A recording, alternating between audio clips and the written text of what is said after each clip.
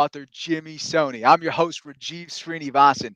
Jimmy and I, we have been friends for about 10 years now, and he is the author of three of my favorite reads. His first on the philosopher Cato, called Rome's Last Citizen, his second on Claude Shannon and the Information Age, and today we are discussing his latest, The Founders, about PayPal and the entrepreneurs who built Silicon Valley. I personally believe Jimmy to be an author to watch, like a Ron Chernow or Walter Isaacson for our generation. I have high hopes for him, and I'm really grateful for him spending time with us at 99 Pages. Jimmy, thanks for coming on to the show. Thanks, man. Thank you. I really appreciate that. If I had that kind of energy, this book would have been done in half the time. Yeah, but it would have probably been a lot less thorough. Listen, I want to start off. You and I go back a long ways. Tell us about your personal journey. How did you arrive at the desire to write this book? And what is the question you sought to answer? Yeah, it's a great question. We've known each other for a long time, and so I think one of the things that one of the reasons we're very good friends is we love books, right? So like you and I with a book, it's just a different experience. Like I'm sure you're the same way. Like I grew up like just being completely absorbed in my reading, have in the face of all manner of digital interruptions, still maintained a love affair with books, right? It's like a weird. It's like I'm like a Gutenberg hipster, like like I'm like take me to a book. So I have worked on a couple of books. The one that the narrative history that I wrote before the founders was called A Mind at Play, and it was about a famous electrical engineer and mathematician whose name was Claude Shannon, and he was the founder of a field called information theory. But the way it connects to the founders and to PayPal, which people are like, okay, how do you go from 1950s and 60s math to PayPal, right? Is he worked at Bell Laboratories, and your listeners and people in tech, will know that Bell Labs was this like it was if you combined like all tech talent in the Bay Area, that's sort of what Bell Labs was like. It was the big one of the biggest companies of its time. It was had a federally backed monopoly basically on the phone service. So they funded this labs thing. It won 6, 7 Nobel Prizes. They invented the transistor, touchtone dialing, cellular networks, and satellites, right? Right. And basically the reason you and I are able to have this conversation, it all emerged at Bell Labs. Claude Shannon worked there. And I started thinking like, what are other clusters of talent? So, all of these stories frequently are written as stories of individuals, right? So you've got like Jobs, Apple, Zuckerberg, Facebook, et cetera, et cetera. What would you do if like you were looking at a cluster? My friend John Gertner, who's an amazing author, wrote a great book on Bell Labs. So he kind of like cornered the market on that. Someone had cornered the market on Fairchild Semiconductor and on Xerox PARC. And then there was a really exceptional documentary done on General Magic. So like all the tech clusters were kind of spoken for, right? This is like my Amazon market research. And I was like, duh, like what am I going to do? And then I fast forwarded to PayPal, and I just, because of the personalities involved, Musk, Thiel, Hoffman, Levchin, et cetera, I was like, oh, someone's done the book. I'll just buy it and it'll be really good. And I didn't find anything that sort of captured the history from 1998 to 2002 with a focus on like a mix of like tech and like kind of the nerding out on how do you build a product, the personalities and like some of the stories, and then also making sure you cover like the people who don't get attention, right? Like not the bold-faced names, like everybody, like from top to bottom, board members down to people who worked there for a couple of weeks. When I didn't find it, I basically decided I was like, let me. This is funny. You and I have been friends, so I'll be more honest on this one. My thesis in my head going in was I don't know any of these people. I don't know much about tech. I'll just keep going until someone says no to me. Meaning I'll go to Peter Thiel, and as soon as he says no, I'll stop and I'll move on. And I'll do other things. I've got a child, like I've got plenty to do in my life. I don't need this book. And then it was from there. I was like, all right, Peter made an introduction to Ken Howery and to Max Levchin. And so then I was like, well, when Max says no, I'll stop. And it was basically, I mean, I'm actually being quite literal. Like I even told friends, I was like, I'm just waiting until someone like shuts this down or says no, and then I'll move on. What I found was an endearing and in some ways surprising sense of like these are great stories and no one's told them. And yeah, why not you person who wrote about Claude Shannon, maybe you're the person to do this. They thought of it as a curiosity. Like, I think if your head is always thinking about the future, you do think of someone like me who obsesses about the past as somewhat of like, you're like, oh, like, isn't that cute, right? Like, isn't that, oh, like how nice. But what happened is that I came in with a lot of preparation, I would ask good questions, and I think I was forcing them to reflect on something that was 2 decades old. And so the conversations now had the benefit of like perspective, like they had 20 years of doing other things so that we could kind of compare, contrast, or like what was PayPal like relative to Slide or Affirm or LinkedIn or anything else. And I think also like they have no skin in the game with PayPal now, right? Like these people all have moved on. It's a long answer to your question, but that's how I got to this. That was the first part of it. That's sort of part one of how do you even get to do this story. The second part of it is I have found that tech books they tend to be a little light on like people who like you really got to pursue them. You know, you have to like really fight to get some. Like here, let me give you an example. Yeah, there's plenty of people, probably some listening, who will never want to talk to somebody who emails because they just don't want the press. They just don't want the attention. They don't want any of that noise in their life, right? I reached out to several hundred people with cold emails and with phone calls and with voicemails and with LinkedIn messages. And the reason was I was really committed to the idea that there were all these amazing people who were brilliant, but who you've never heard of. And I heard their names over and over again in discussions with people. And so that was part kind of two, was like, okay, what if I approach this from the perspective of, all right, let's really like go for a lot of conversations and a lot of time. And I wasn't on anybody's deadline other than my own and my publishers, which I kept kicking back. And so that's how that was sort of part two of this process. Super interesting. And I think within the narrative of these extremely powerful men and women, the founding team of PayPal, just sort of you're going to continue until you hear the word no. What I hear from that is they respected the hustle, right? Like you were clearly, Right. trying to document some monumental things here. And I can totally see them respecting your hustle. So Actually, let me on that point. Please. I'll give you an example of the hustle at work, because I think some of this happens accidentally. But the hope is, I think for me, like I like reading books. I hope other people adopt some of the methods that I used if they work, right? Like if they work, and they worked for this, might not work in every context. This is relevant because we're talking, to you, and LinkedIn was a company founded by one of the people that I spent some time talking to, Reid Hoffman. So one of the ways that I sort of jujitsu'd in my mind, I was like, okay, person shows up, he's not affiliated with a news organization, and he has written a book, but it's a historical book about Claude Shannon. What do you like? How do you make sure that they regard you as serious? You're sitting in front of Reid Hoffman, who is, his next meeting might be with a president or a prime minister or something, right? Like, and you sort of show up and you're this like goofy guy who came in from Brooklyn or whatever.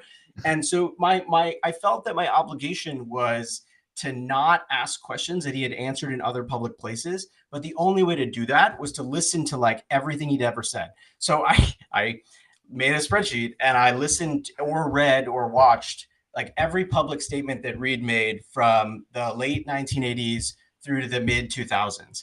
And just to get like, so that it was like, I'm not going to ask you a question. Like, tell me what your life was like before you started PayPal, because I've already heard you tell it in other places. And actually it was really funny because he has so little time. He doesn't waste any time. We had the brief chit chat in our first meeting. I'll never forget it. And it was like one of the best, my favorite moments. We had the brief chit chat and he's like, so how can I help? And I said, well, I'd like to interview you about this period. And he's like, great, let's go. And so I like turn on my iPhone recording. And I was like, are you okay if we're on the record? And he's like, yeah, totally. And I asked him a question and he starts in on something, an answer I'd heard him give in another video or something. And so as he's starting, I was like, thank you. I have heard that. I was wondering if you could address this specific thing. And I could see him sort of be like, okay, all right. Like you did your homework. Like you've passed the test, right? Like, okay, let's dive in. And I actually asked him about this.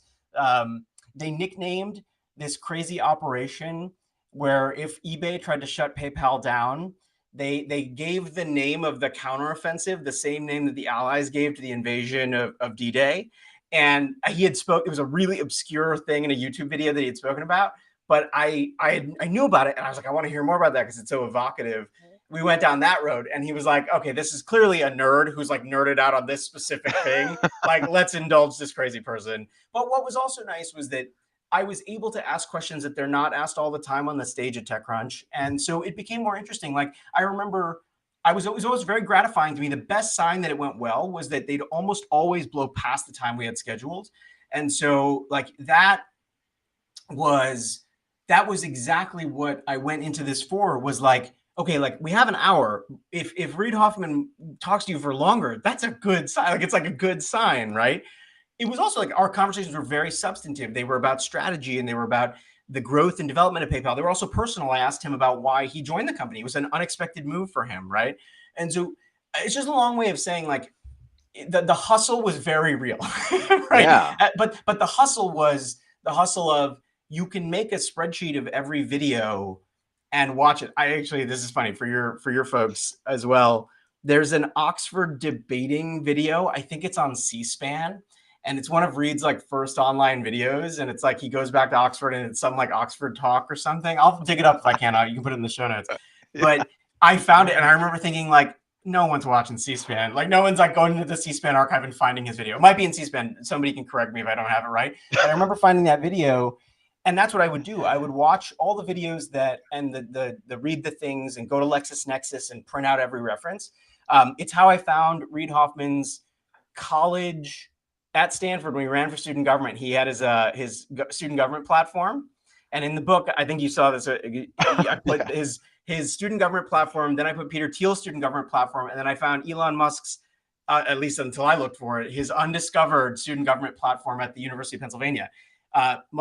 Thiel and Hoffman both won their races. Musk unfortunately did not win election to the Wharton student government during his run, but his platform is really funny and awesome.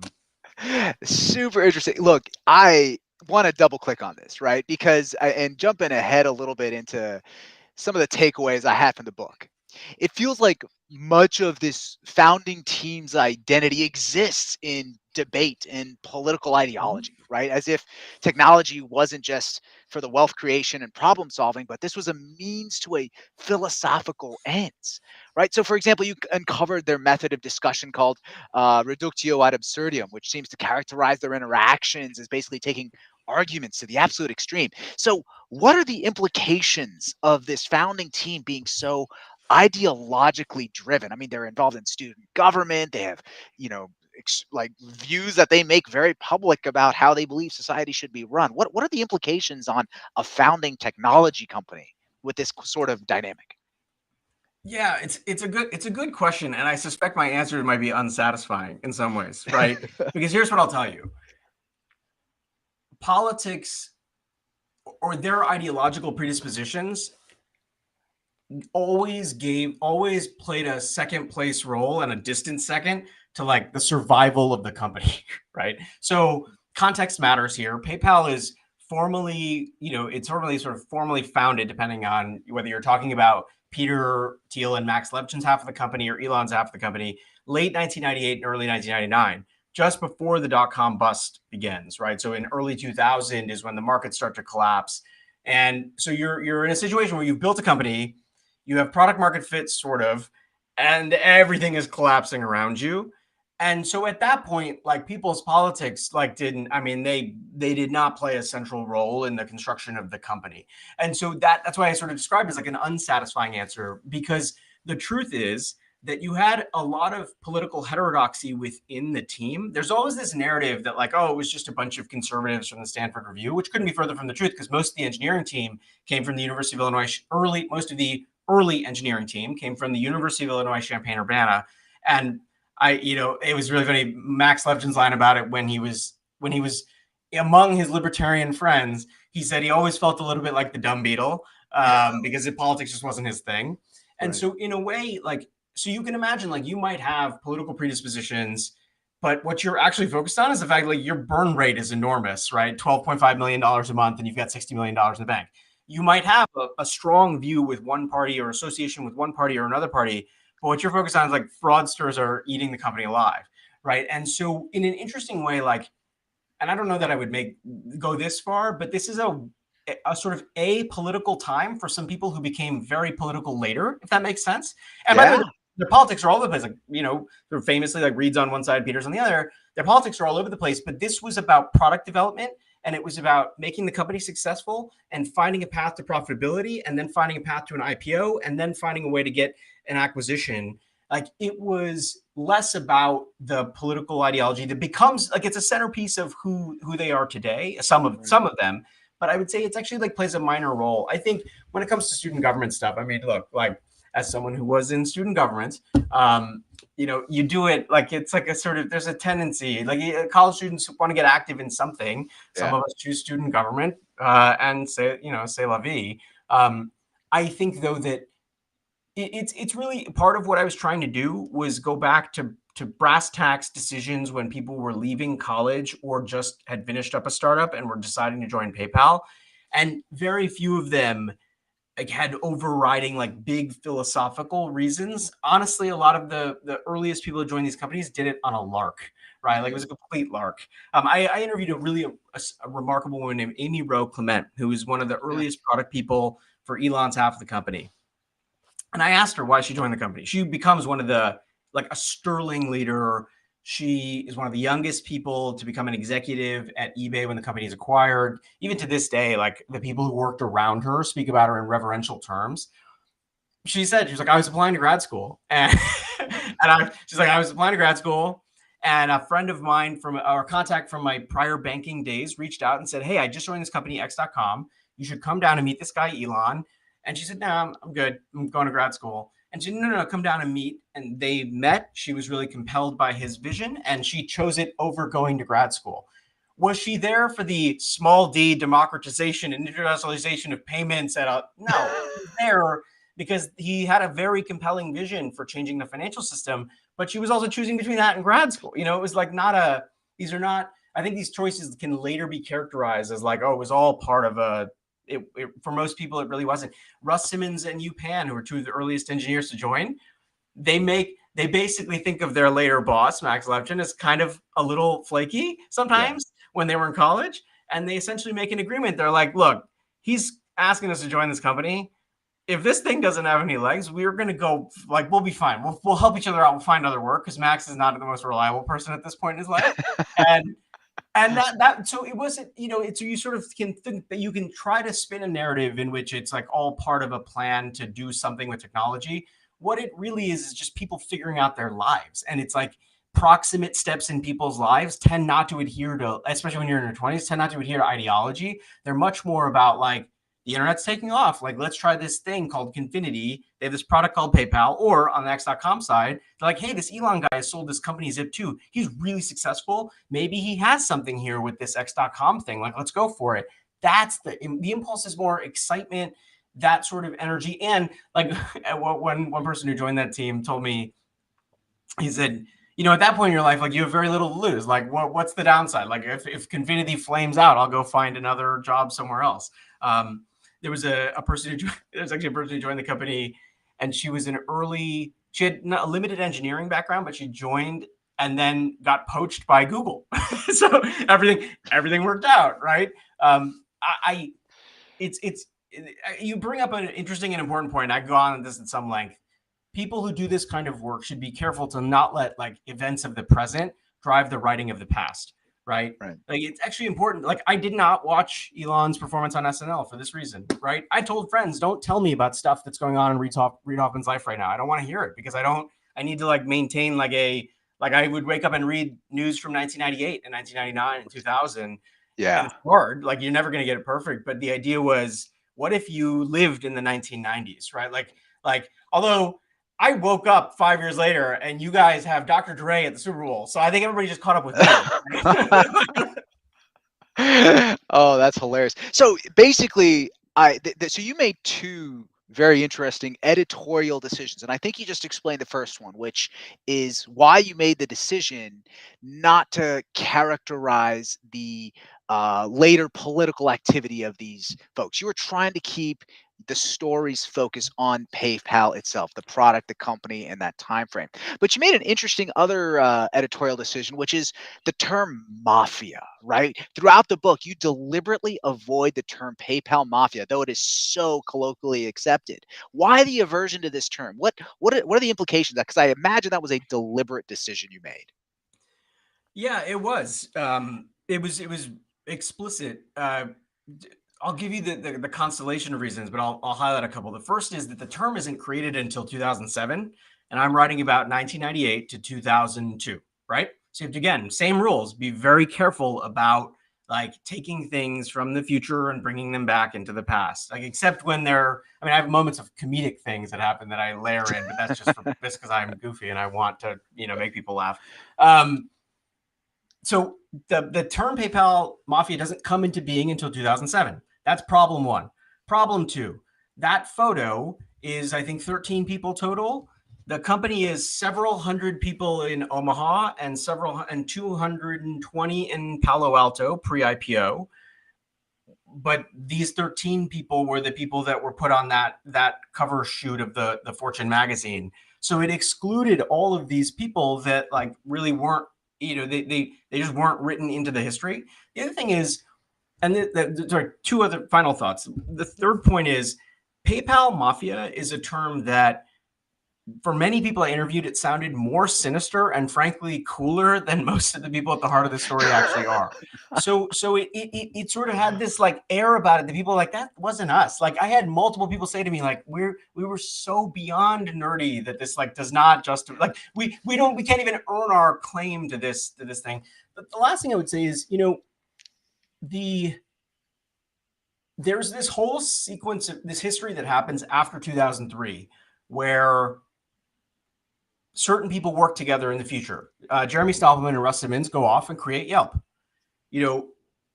Sarah Imbach and Reid Hoffman sort of early do LinkedIn, right?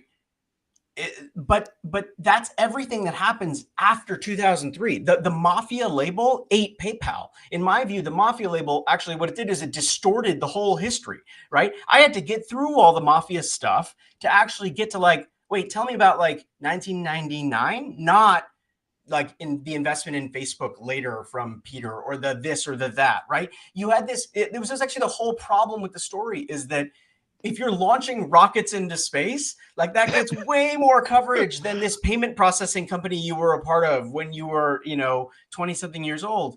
And the temptation is that because these other things are so big and because these personalities are just like larger than life and they have hugely interesting things to say and they have podcasts and books and, they build flamethrowers and they make whistles and things, like because they do all that, it's really hard to go back and say, well, I don't care about any of that. What I care about is 1998, 1999, 2000, 2001, and 2002. And that's, so, the Mafia myth obscured the whole narrative. The final thing here that's actually really important is that I treated the term on its own terms, meaning I have my view. I think it should be called the Diaspora. Like and other people have said that as well. There was an article in 2006 that was written in Forbes where a writer, I think her name is Rachel Rosmarin, called it the PayPal Diaspora. SV Master, who's the woman who comes up with the name PayPal, believes it should be called the PayPal Diaspora. David Sachs has said that he thinks it should be called the PayPal Diaspora. I'm a fan of that term. There's just like it was so encrusted, but it was also sinister, and it excluded all the amazing women who are part of this story. Like, there's only men in that photo. Like, I thought of it as like, okay, I'm gonna write about it, but I'm not gonna reinforce that myth because it's disconnected from my story historically, but also just like it has these lasting and really bad lingering connotations that don't reflect like the stories for a lot of people who actually built the company. And I heard that what I heard over and over again was there was some resentment about that label, and there was this sense that like they were just like that is not like we're not that cool, right? Like that's the overriding sense was like we're not that, like, to make it seem a board member, one of the earliest board members of the company, John Malloy, says calling us a mafia is an insult to mafias. The mafia is far more organized than we were, right? And if we're on this point for a little bit, it's actually really important because I do think like labels like this tend to distort history, right? And they do a real disservice to, pick your person, but like they do a real disservice to Sanjay Bhargava, who invents a key technology that is at the heart of the company's success. They do a disservice to all these people. And I just like, it wasn't my thing was not like, let's go cover the Mafia, which is from 2003 to 2022. My thing was, no, tell me about PayPal. Right. Like So it's cool that you're now doing this thing, but tell me about the first thing. exactly. So let's dive into the maybe some high level takeaways. Like, what is it about this team? You spent many hours over about 5 years with Thiel, Musk, Levchin, Hoffman, etc. So when you look high level at this team, what differentiated these PayPal founders from the other founding teams of other big tech companies, Amazon, Facebook, Google? What do you think differentiates this core group? Yeah. It's the sort of big question, right? And the point of the book, I hope, or at least like one of the key takeaways, the things that are emerging for me is that there's not one key ingredient. Like actually, like again, like to provide us hopefully an unsatisfying answer on its surface, but then I'll dive under the surface, right? Is like everyone is looking for a silver bullet, but there's not one, right? It's not like one thing. It's not like they all read the same book and we didn't know about that book and now discover the book, it's not like there's no secret handshake, right? Yeah. And part of that is like companies are constellations of people. They're different people. People are very different. They're different characterologically and from personality perspective. There are a few hallmarks, and I'll talk about those. I'll talk about the things that I saw having interviewed so many of these people, both well-known and not well-known, that were very similar across all of the folks. One is like a very, very high bar for intelligence, but I would actually say it's a kind of like a curiosity with a really practical application. Like they were reading and learning from like a disparate set of sources, but it was always with the idea of like, how are we going to apply this? Like, what are we going to do with this? Right. So it was this like active learning. And just to bring it down from that sort of level, in my discussions with the people at the heart of this story, there would be references to the Bible. There would be references to films. Like I do a whole riff in the book about Kurosawa's Seven Samurai. There were references to like great literary works, right? Like I remember I listened to an interview with Max Levchin. He talks about was one of his favorite novels is like Master and Margarita, right? It's like a great Russian novel, right? And then you'd learn that like Peter Thiel like read Ulysses like cover to cover, which like anybody who does that should get a gold star, right? Like, and then you'd sort of hear like, and I just kept coming across it when I asked Elon about his ousting, which is in the middle of the story, and why he didn't attack the company after he was ousted. Like, why didn't he go back and like snipe at them in the press and stuff? He references the story of King Solomon from the Bible, right? And so what I found was two things. One was this like very wide, a much wider range of sources and references and things that populated the things they were talking to me about than I ever expected, right? I didn't expect that, right? Like you sort of think like, okay, maybe there's this like, no, they were very widely read. The other is that the curiosity had a kind of like, a kind of hard-headedness to it, a practicality to it. It was like learning for the sake of like, this will be useful, or like learning for the sake of like, I really just want to learn, like I'm going to get better, right? There was that part of it. So I would say that's true across the board. Everyone I interviewed was phenomenally intellectually curious, which can seem like a small thing, except that, I'm not like intellectually curious every day. not in this way, not in the way that they are. And I think it was normal for them. And I think some of these people are, outer level IQ points. But the one thing I'll say is other employees who joined the company mentioned to me that because books were being passed around and because you had people who were so smart, people really leveled up. They felt like they had an obligation to like read and learn and do all these things, right? Some of this is like that came with that. Some of it is the place actually encouraged that. The second important ingredient that I found that I was surprised me was a love of like puzzles and logic games and math problems, chess, poker, this kind of thing. And I'm painting with a broad brush there, right? But the anecdote that really spoke to me was I found 4 years of the company's newsletters where every week they would sort of give like updates on the company. It's the best thing for someone in my line of work because I could look back and not depend on what people's memories are 20 years later. I could look back at paper, right? Paper doesn't lie, like it's there. What I found was every week they'd put a puzzle in the weekly newsletters in what's called the weekly pal. And they'd put a puzzle in And then what was really cool was the next week, the people who got the right answers got shout outs like, hey, congratulations to Rebecca for getting this right answer, right? And so there was this sense of like, and I saw it over and over again, like where there was just a real love for that sort of problem solving, not for everyone, but particularly among the engineers. There was this sense of like, this is what we do for fun. Like this is like, we do math homework as a way to enjoy ourselves, right? Like that's a part of the culture of the place. And I found it endearing. And my dad's an engineer. It's probably part of the reason. He plays a lot of bridge, right? Played a lot of bridge growing up. I played chess growing up with him. And I could sort of see that in his experience of life as well, where like if you have, he's a biochemical engineer, and I could see that like the same problem solving instinct that he had at work was the sort of thing he wanted to do on his off hours too, right? Yeah.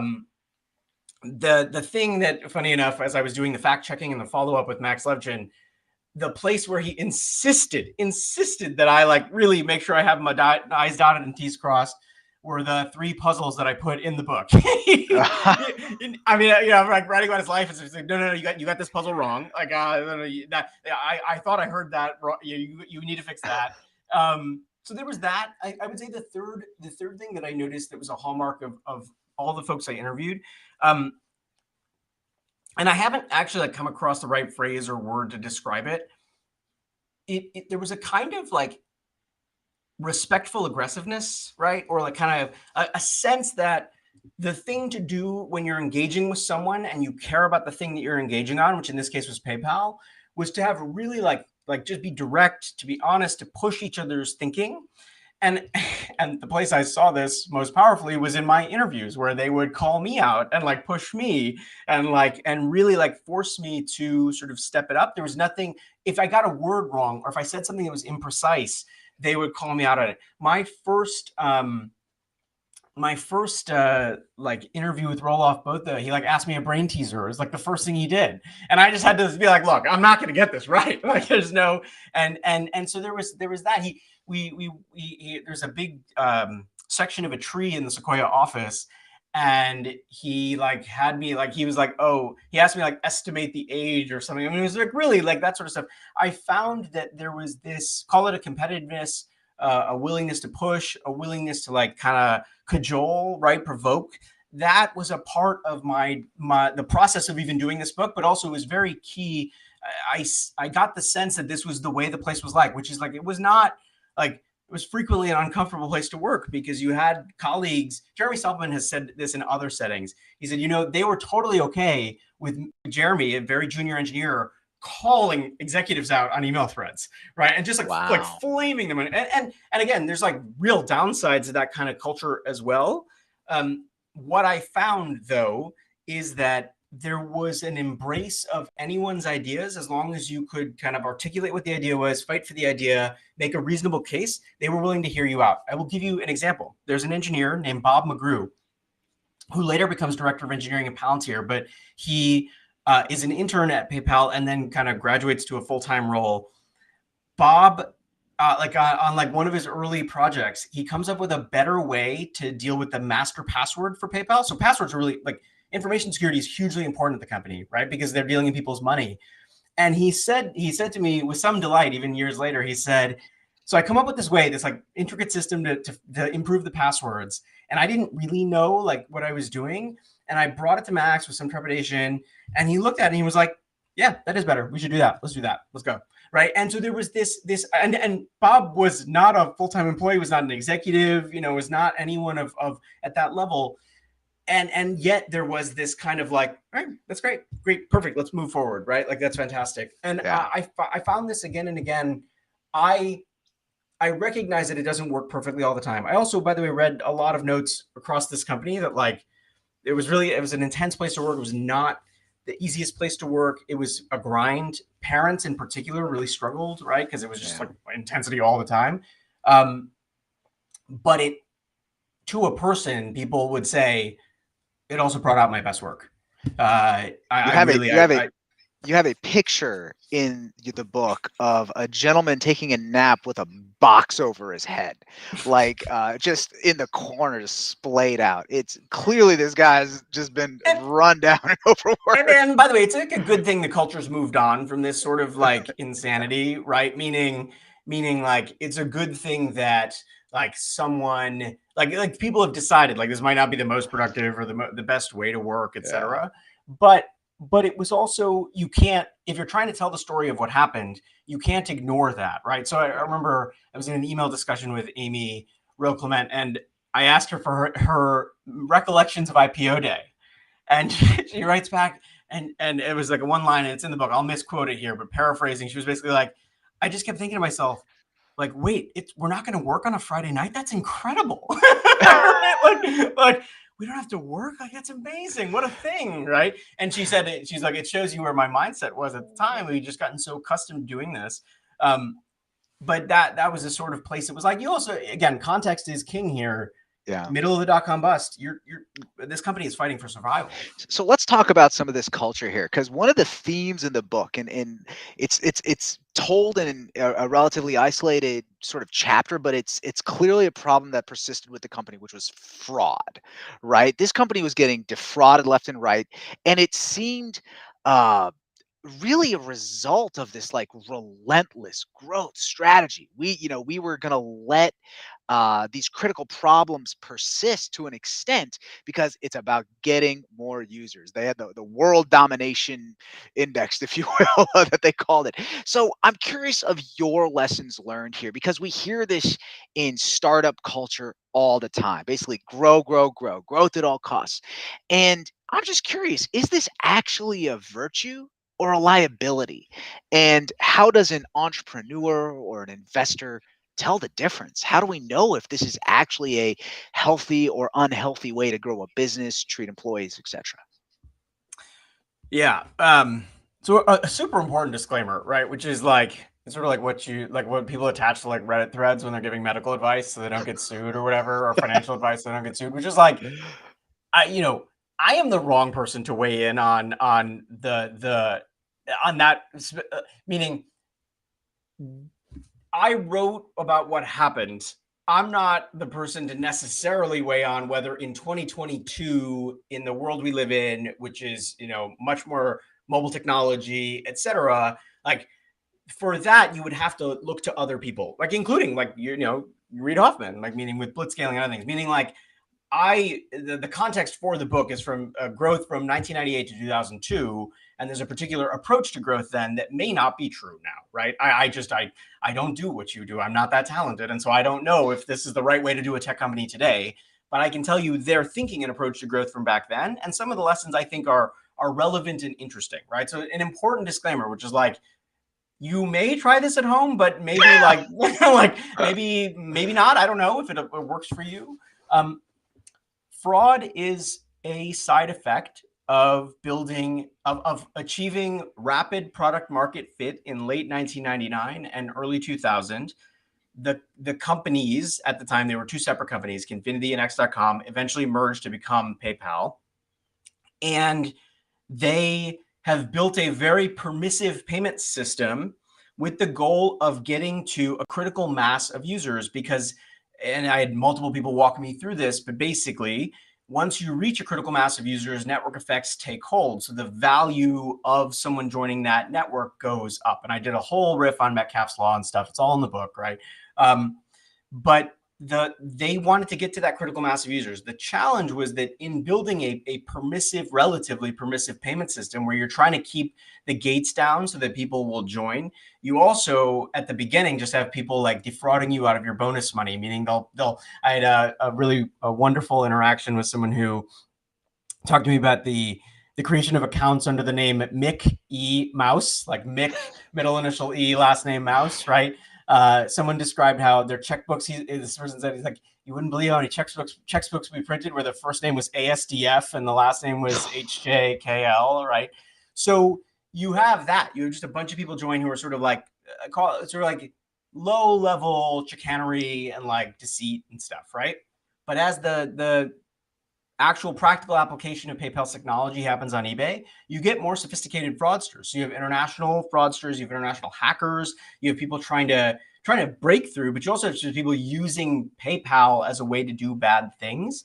And now you're the intermediary. You're the person that you're like, if you are selling something on eBay and I'm buying something on eBay and PayPal's in the middle, now you're a financial intermediary. The rules of the game change. So all of a sudden the company has to start interacting with the Federal Trade Commission, the Secret Service, et cetera. There's no literature or body of law on fighting financial fraud.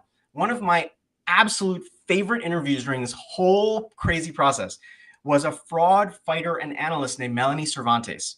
Melanie, I believe the job she had before coming to PayPal was she was doing fraud fighting at the Home Shopping Network, and she was doing like credit card processing fraud. She as she's processing credit card fraud, she starts to see PayPal again and again on like fraud reports. So she says even now, she's like describing, I don't know where I got, the courage to do this, but I called them and said, hey, it seems like you have a problem with fraud. You might want some help, right? And that sort of leads her to join the company. Part of what she explained to me was she said, I would call district attorneys or like US attorneys, and I would say, oh, this person's doing this like digital fraud, or like they have some specific description of what it was. And there would be a sort of silence. And then they would say, well, what's that? Like, tell me what that is. Right. Meaning like in late 1998 and early 2000, just as the internet is coming into its own, the bad things that happen on the internet are only then coming into their own. Right. So there's no like established body of case law on like, what do you do if like X, Y, or Z happens? Right. And these things are very complicated and they involve the law, but there's no like long standing litigation that we have now to deal with this. So that's part of the challenge. Part of the challenge is the fraud is just overwhelming. I mean, they're burning millions every month. One of my favorite lines is, from Reid Hoffman in the book. And he says, if we were standing on the top of a building burning wads of money, we would be spending money less fast than we are at the company, right? It was crazy. Like the combination of customer service, fraud, and a tanking stock market, plus a growing team, plus merging two companies, and nobody's seasoned. Like no one knows what they're doing. This is like not an easy thing. If I emphasize the context, it's because all of these decisions are actually, it's important to remember the context. Here's another piece of the context: dial-up internet. Right? Like you and I are on like high-speed connections. I mean, this is like the future, right? During that era, it's all dial-up internet connections. Things are very slow. Things are very slow to build, to fix. All of that, to focus on the fraud for more of it. But the fraud is the company, the thing that tanked the company. It's also fighting fraud that makes the company hugely successful, right? So I can't cast a moral judgment on the question of like, is growth at all costs good or bad? I'm not in a position, nor would I feel qualified to answer that question. Like I just am not, especially because 2022 is different than 1999. Here's what I can tell you. The team was inventive and resourceful in responding to the bad actors on their platform. And that inventiveness and that resourcefulness is one of the cornerstone achievements of this company. Right. That actually like, let's tell the story. Yeah. It reminds me of a book, Anti-Fragile by Nassim Taleb, right? They took something that could have been a brutal attack on their business and they almost turned it into a strength. They used it as, please. Yeah. No. So here's an example. Almost everybody listening has had the experience of you want to register your bank account with a website. And what the website will do is they will send your bank account like two tiny little deposits, like 1 cent and 3 cents, right? And that drops into Rajiv's account, and Rajiv now has a code 0103. The 0103, 1 cent and 3 cents. That code, that idea is called random deposit. Random deposit was invented at PayPal to fight fraud. And the reason is because how do you authenticate a bank account? It's actually really not easy to do in that era. You could use checking account numbers and routing numbers, but any voided check has those. And you could be very easily taken advantage of if you were not careful. Sanjay Bhargava is this incredible, extraordinary thinker, and he had a background in finance. He comes up with this idea where you have this 4-digit code, and no less an innovator than Elon says that was a fundamental. He used the word fundamental, and he emphasized it when he said it. He said, looked at me and said, that was fundamental. Then, just because I was like, okay, let's see just how fundamental it is, I went back and I looked at the launch announcement for the product, And David Sachs had this wonderful line. He said, it's an idea that, like Velcro, you wish you had thought of, right? But if you think about like the challenge of people misbehaving with bank account registration is what forced the creation of random deposit. And now random deposit is ubiquitous. We all use it in different ways, big and small, right? I'm not trying to make the story seem too pat, because there's some really bad things that happened during this period where like there's real financial crime, like the Secret Service gets involved after 9/11.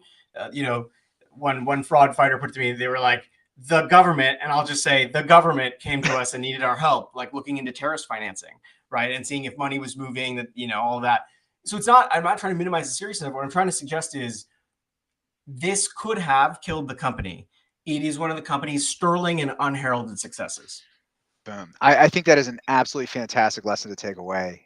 Is the way to turn that potential death knell into your greatest asset. I mean, what an incredible story.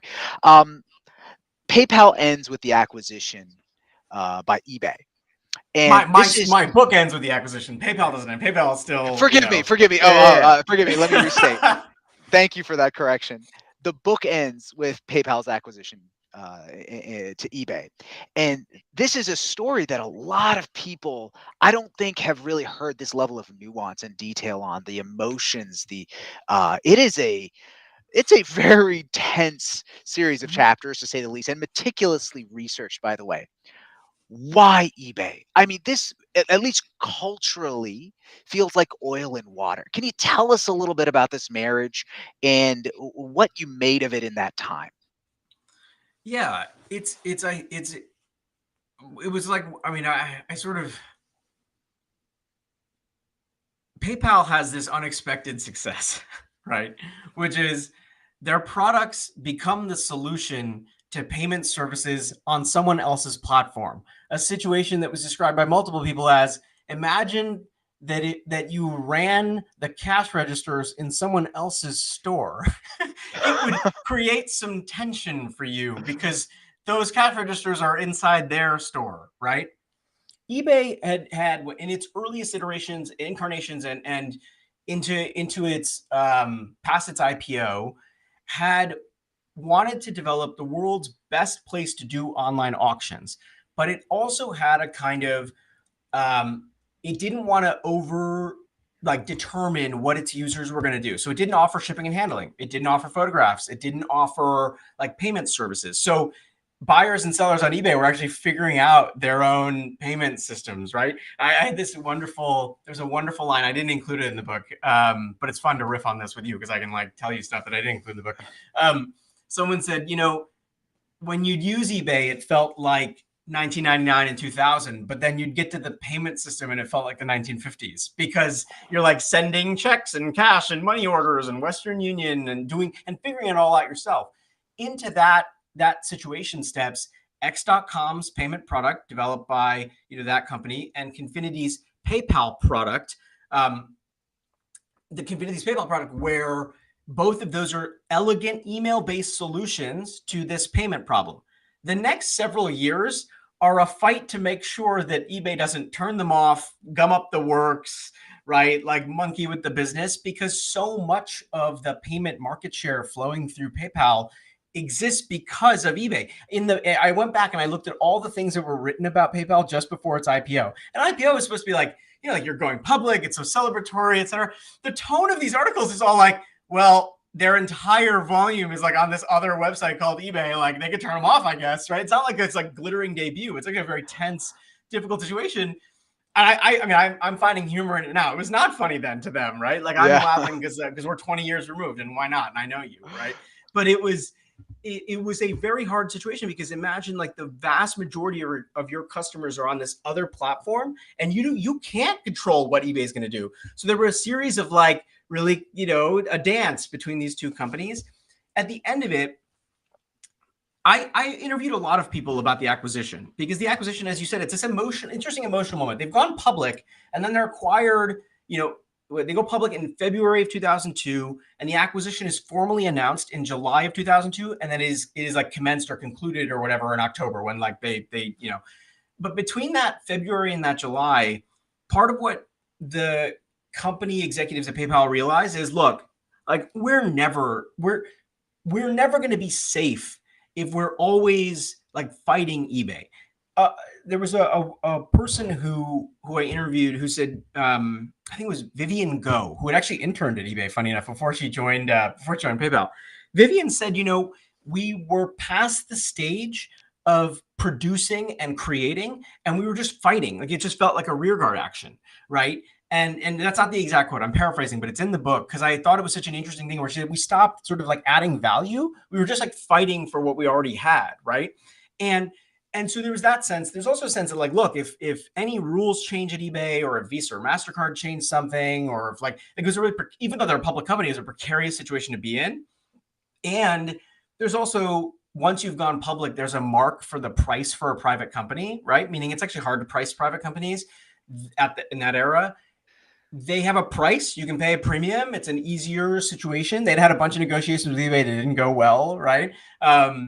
You have a mark for the company, but really, I argue in the book, and I think many would agree that it was a risk mitigation strategy. The acquisition was a way to make sure that, like, okay, like we've got, okay, we're good. Like eBay is not going to go anywhere, and for eBay, it like solves this problem of like we've got this like these people running our cash registers on the side, and they're really good and they're aggressive, but like, come on, this is a part of our business too.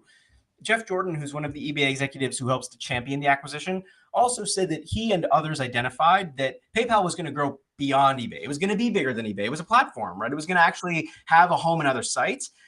That was one motivation on the eBay side.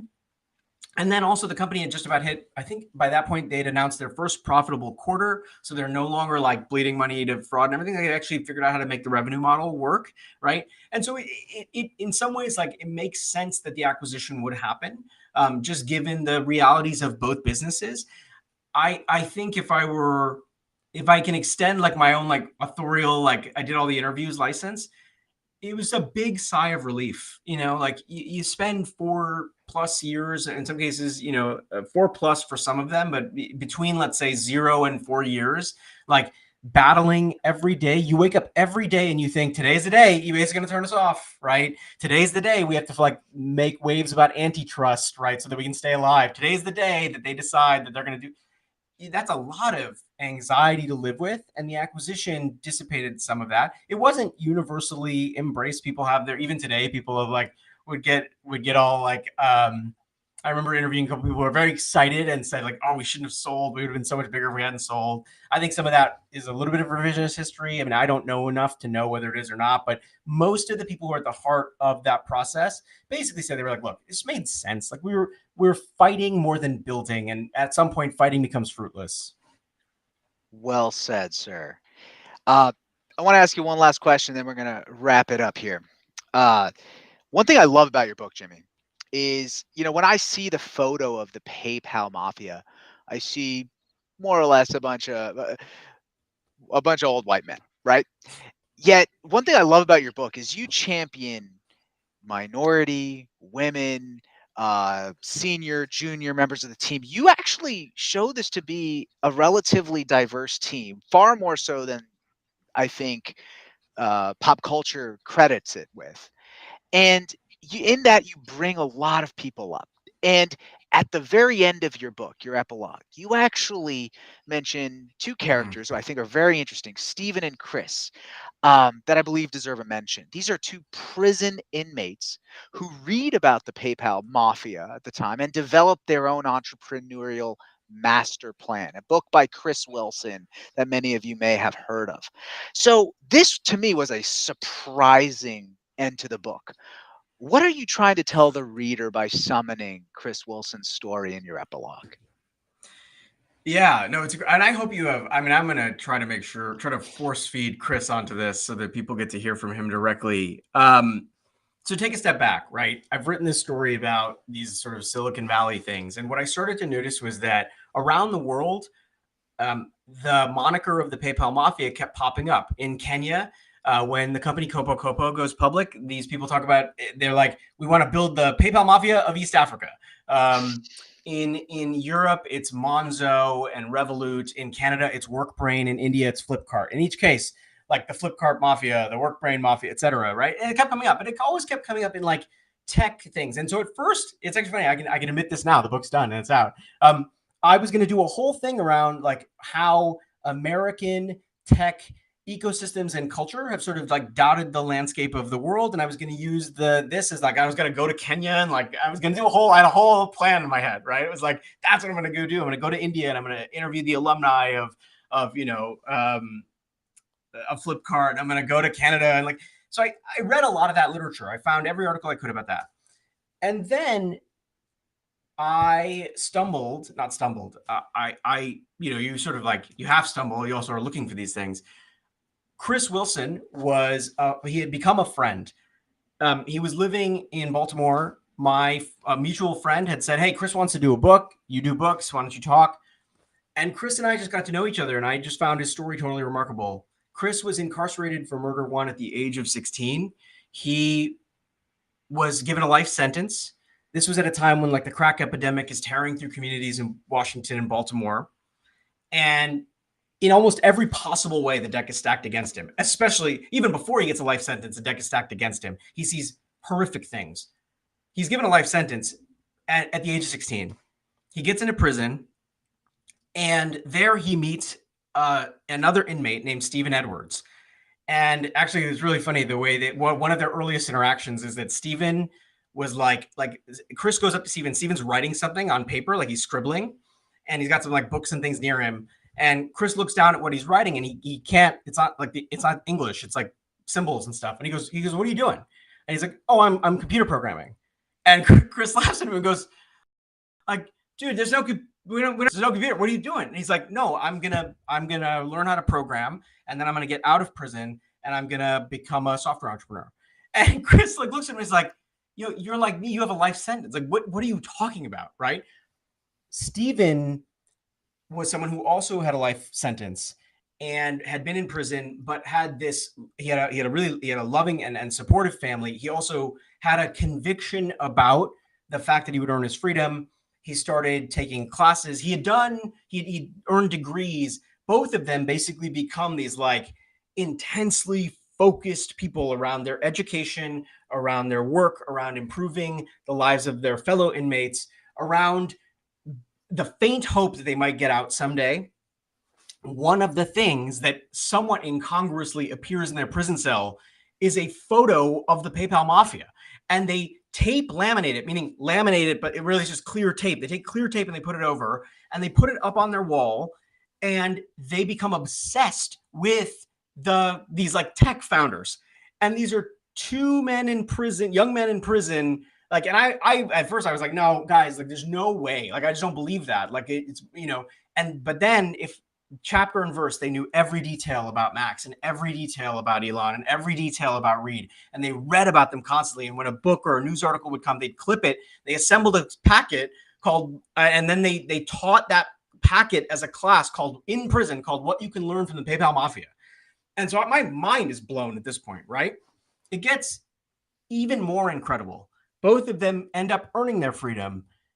Today, Stephen Edwards is a software entrepreneur.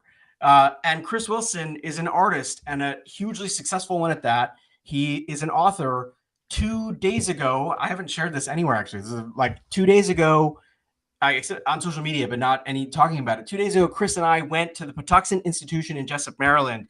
And the first book event we did for the founders was with 20 or so inmates at the prison.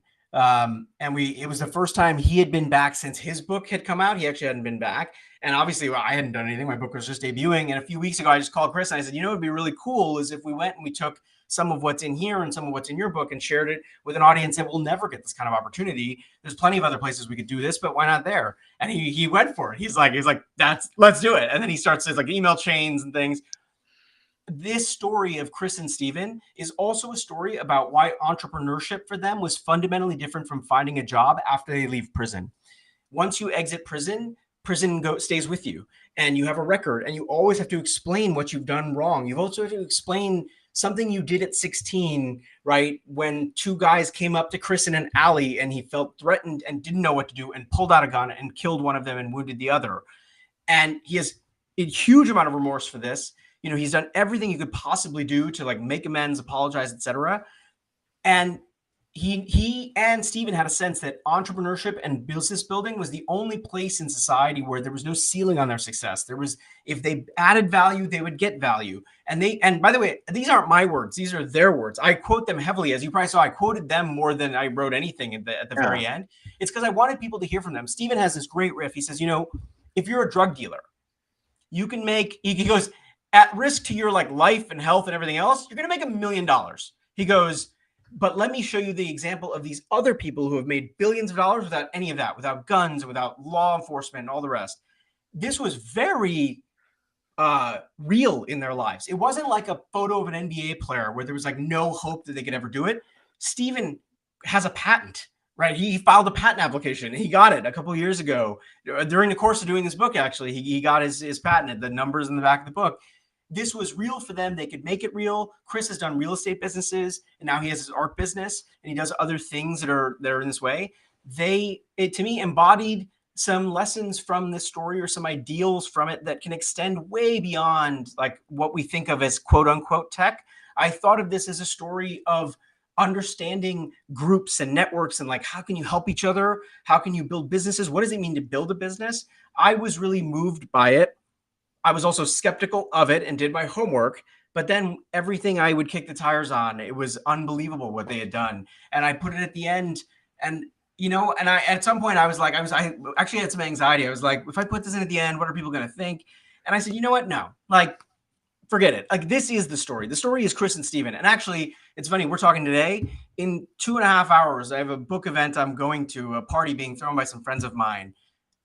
Chris is coming, and it's actually now become a tandem book party because why not, right? Why not tell stories about this kind of endurance and this sort of overcoming every possible odds I can't even imagine, right? That's why it's at the end of the book. It's why, ironic, it's sort of the thing I wrote on Twitter was like, the PayPal story ends in a prison, but not for the reasons you think.